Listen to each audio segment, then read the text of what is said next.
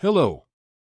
The 307th day of the heroic resistance of the Ukrainian people to a Russian military large-scale invasion continues. The threat of enemy air and missile strikes on critical infrastructure remains throughout Ukraine. The enemy, despite significant losses in manpower, does not stop offensive actions in the Bakhmut and Avdiivka directions, trying to improve the tactical position in the Lyman direction. The situation remains stable in the Volyn, Polisia, Siversk, and Slobozansky directions. The enemy maintains a military presence in the border areas, and no signs of the formation of enemy offensive groups have been detected. On the Siversky and Slobozansky directions, areas of Mefedivka and Vovkivka settlements of the Sumy region, as well as Hlybok, Staritsa, Ohertseve, and Vovchansk in the Kharkiv Oblast, were hit by artillery and mortar shelling. In the Kupiansk direction, the enemy shelled the areas of the settlements of Novomlinsk, Dvorichin, Kupiansk, Krokmalm, Berestov, and Prashatrovnev in the Kharkiv Oblast and Novoselivsk, Stelmakivka and Kolomykovka in the Luhansk Oblast.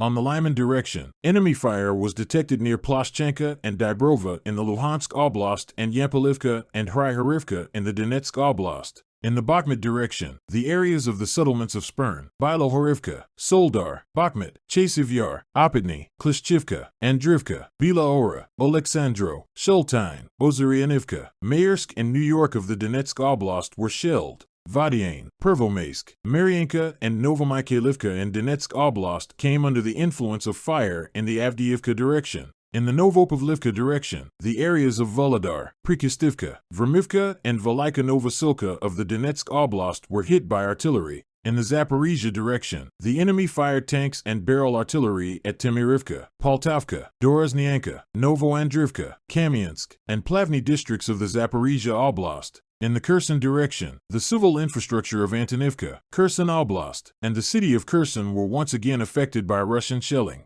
There are casualties among civilians. In connection with significant losses of personnel, there is an increase in the number of desertions of Russian servicemen and their leaving combat positions in the Luhansk Oblast. In order to maintain control over the situation, the Russian military leadership increased the number of patrols to detain and return deserters to units. During the day, units of missile troops and artillery of the defense forces of Ukraine hit the control post, 6 areas of concentration of enemy manpower and military equipment, an ammunition warehouse, as well as one other important military object. I support the armed forces. Together we will win. Glory to Ukraine. Let's keep in touch.